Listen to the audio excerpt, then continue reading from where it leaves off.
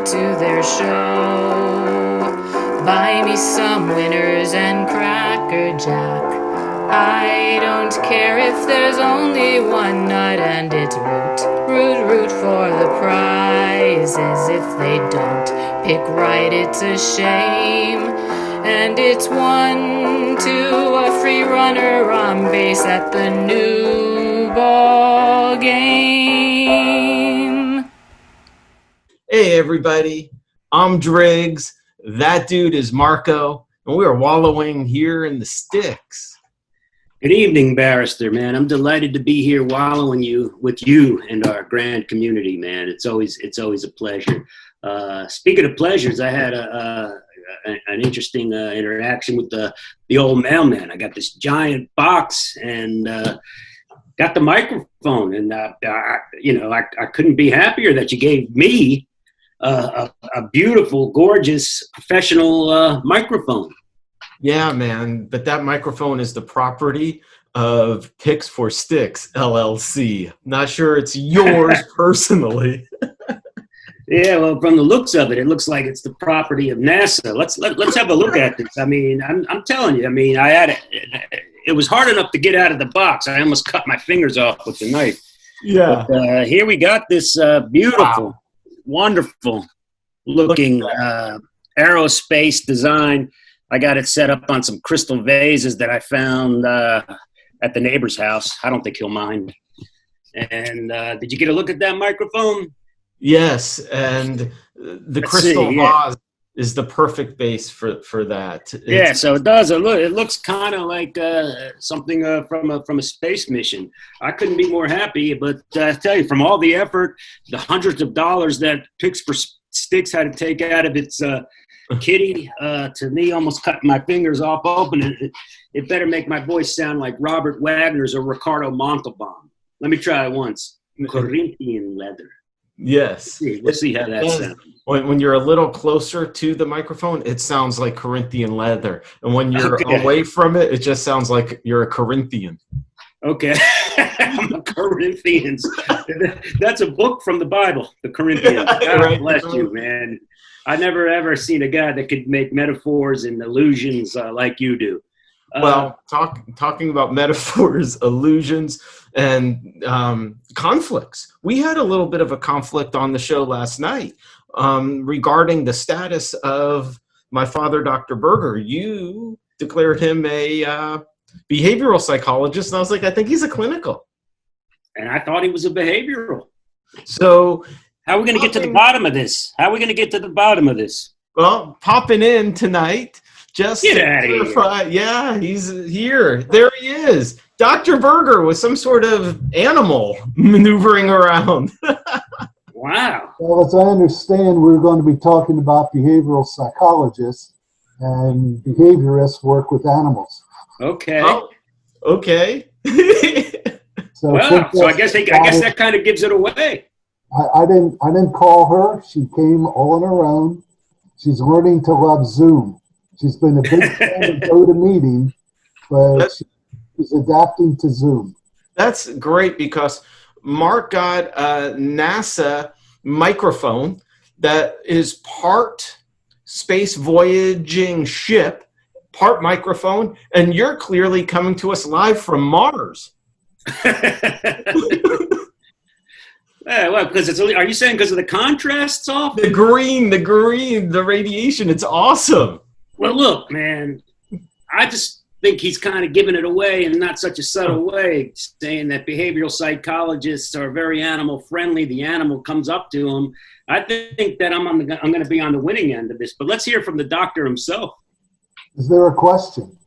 We are wondering. Are you a behavioral psychologist? Did you see the ocean in the background? Right. Or a clinical psychologist? I'm a clinical psychologist. Yeah! I was wrong. I'm always wrong. So what's the difference? Well, there are several major academic areas, and that's the way you need to think about it, because you can't become a clinical psychologist unless you've got a degree, right? Doctoral degree. So you have to get that from an academic program. So what are the traditional sub-programs in academic psychology? So clinical psychology is one, physiological psychology, developmental, gerontology, social psych. I don't know if I just mentioned experimental. So these are the major areas in which you as a student would major. Now, within any one of those areas, there would be subspecialties. And some of those subspecialties could cut across those areas. So anybody who's a psychologist could be doing behavioral psychology. But when I think of it as a clinical psychologist, then when I'm thinking of a behavioral psychologist, then that's telling me that kind of work within clinical psychology that I am doing. It may also say something about my theoretical orientation, which may be saying something about my conceptualization of what it means to be a human being. Wow, Mark and I are just throwing around these terms like they're we're just interchangeable. willy-nilly. But let me get this right now. I mean, I don't want to parse. I don't want to get any kind of credit at all. But he's saying that he's a clinical psychologist. You're 100% right. But within being a clinical psychologist, he can also have a field of study or something within that field that would be behavioral psychology. Right, just as somebody might be an analytical psychologist. So you would think of that as Sigmund Freud or the people who are analysts following in that tradition. I got it. It's clear to me as can be. Like someone can be a baseball player and a second baseman specifically. I got it. Thank you very much for popping in, Dr. Berger. I hope you'll be at our beck and call whenever we need some great insight. Thank you very much. Have a great night. I'll just be hanging out at the beach with my dad. Enjoy the waves. It looks like there's some good peelers out there for you to go do some body surfing. That's what the sailors do. Okay. They ride the waves. Bye. Bye. Good to see you, Mr. Berger, Dr. Berger. How nice of him to pop in. That was nice of him. He's on vacation. He's hanging out by the beach, probably having a cocktail, and he decided to clear that up. What a great day on the Diamond. Some incredibly challenging games. Our Jays won a game today that they were 2-1 dogs in, and that moves them over 500. They'd be in the playoffs today, so maybe we got to do something about these Jays again. This was a get-out-of-town game for them. Everything about it should have been a big loss, but that they would win this game against going against the pitching of Snell was very impressive. And that Teo Oscar Hernandez is something else on that team. He's little known, because they got all those stars with all the names of fathers, famous fathers, except for Fisher. He's not except for Derek Fisher. Derek Fisher is not the dad of Derek Fisher on these Jays. So I'm incredibly proud of the handicapping I did on the first read flyer. One of the most difficult games to cap. You challenged me with Oakland, Texas. I came up with what we want to do here is be on Lynn for the first 5. Texas does a 3-2 first 5 win, actually holds on to that lead, but you had the Hot A's going against Lynn. I just broke it down, and I was ultimately like, everything I saw was Lynn should be able to quiet their bats, but if Texas needs to score a couple runs, they should be able to get to Luzardo.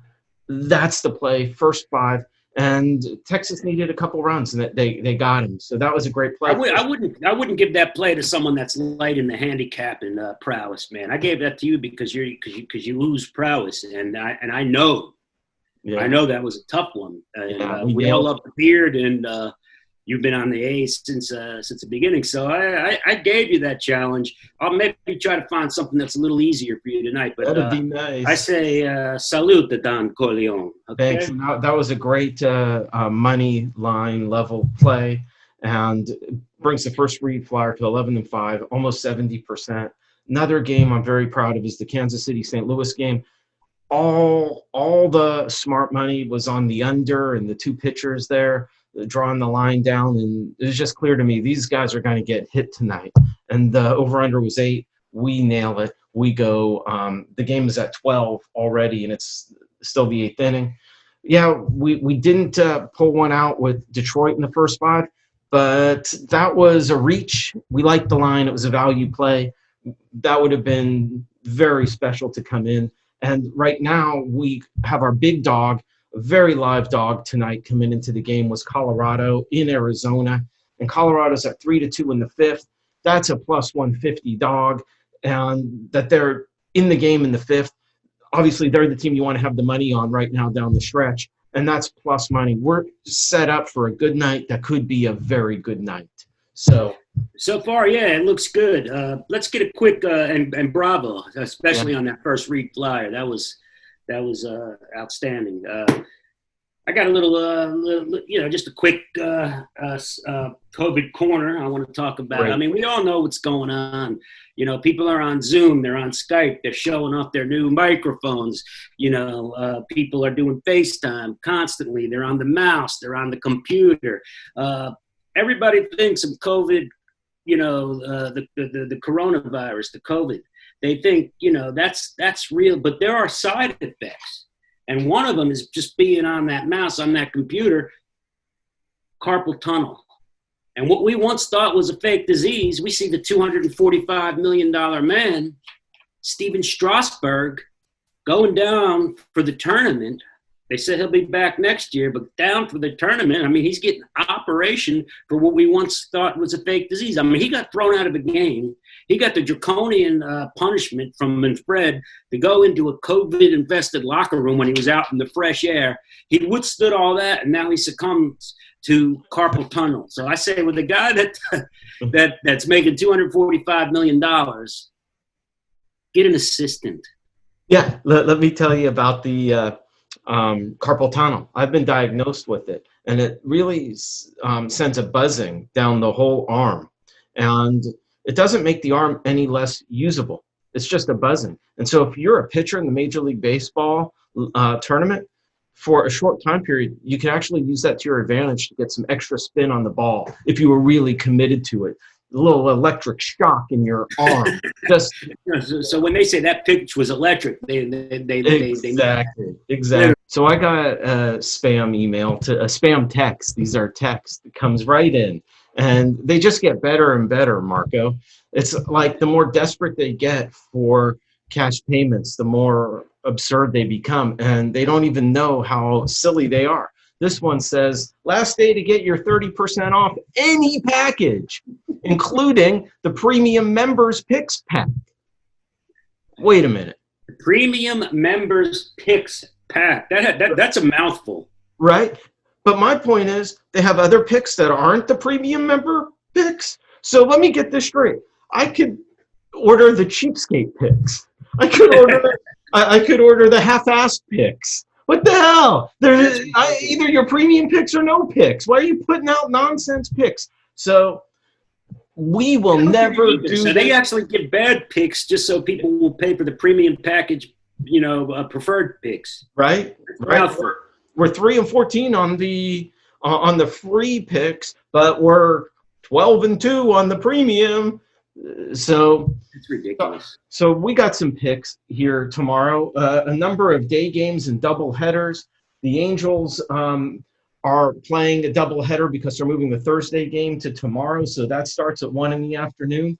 Miami plays a double header against the Mets. This is like the COVID replacement game. The Mets are back in action, and this is so great.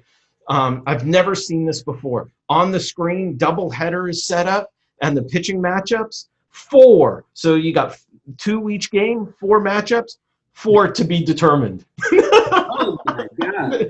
Wow. That takes a lot of heat out of that handicapping possibility. Right. Philadelphia visits Washington, Boston, and Toronto. And so Toronto now gets a chance to build on their momentum. Who's going for these Jays? Anderson. So that's Chase Anderson. He's been pretty good so far, and he's already gone against Boston. He's given up a couple runs, but he's looked good against them. Against the lefty Kyle Hart, who has been pretty miserable. Are they in Buffalo? Yeah, they're in Buffalo. Yep. And it's going to be hard for me to pass up that game, but go ahead. Baltimore Euros host Tampa Bay, who took the loss at home and will now invite Baltimore in. The Cubs are against Detroit, Chatwood against Turnbull. Detroit just is playing the worst baseball in the league. Minnesota and Cleveland. Bieber again tomorrow. Ooh. The Yankees in Atlanta. Who's Minnesota got this? Minnesota doesn't have the stash going, does it? No, they have Rich Hill going, the crafty lefty, and Oakland and Texas. So can Texas really win the series against Oakland? Gibson tomorrow against Manea. The pitching matchup suddenly favors Oakland. Pittsburgh and the White Sox. Brault, who I always like to call burnt, against Giolotto. Pittsburgh's on fire. Can they maintain their they're going to come into a buzzsaw with Giolotto and those and the Sox. bats, right? Yeah.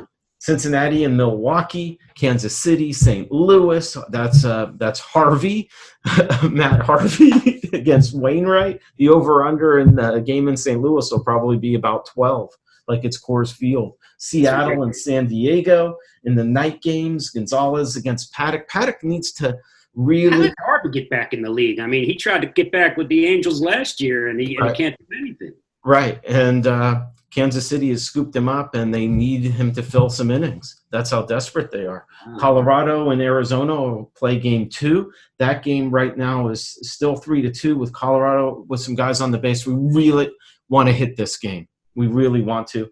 And the nightcap is the Dodgers in San Francisco. Urias against Cueto, who has been pretty good against the Dodgers. And Cueto's calmed down a little. He was getting rocked last time. He had a bad performance, but he's been good overall. 2-0 with a 4.35 ERA and 27 Ks. Well, I mean, I'm very interested in that Minnesota Cleveland game with Bear going, and I'm very interested in these Jays in Buffalo. How do you feel about doing that Minnesota Cleveland game, man? Right now, the way I'm capping, I will do whichever game you identify. I'm getting good reads. We're in a situation we may go 3-1 tonight on low juice and big dog team. Right. I think there's more certainty. I mean, I'm just talking. There's no certainty, but I feel like there's more certainty if you do the Cleveland-Minnesota game. I'm gonna do that as our first read flyer. I don't know how well the Jays are playing in Buffalo. I don't know if that's too hard. If there's not enough for you to factor in what's going on when they're at home in Buffalo. I want to watch a couple more games of them in Buffalo, but I'm going to call the flyer. I want Cleveland, Minnesota. Please. You got it, my friend. We'll knock that out. We'll send it out to everybody. So I hope my voice sounded rich on the new blue microphone, and it was great hanging out with you and your pop.